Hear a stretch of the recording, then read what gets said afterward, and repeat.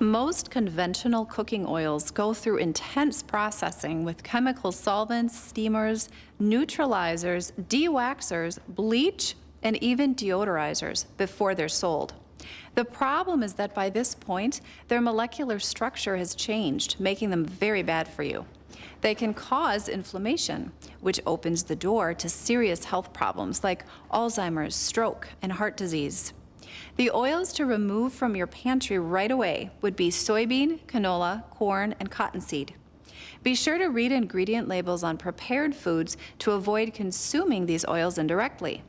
The correct oils to choose from would be coconut or avocado oil and ghee for cooking, and flax or olive oil for cool preparations. I'm Ann Schechter, and this is the Wellness Minute.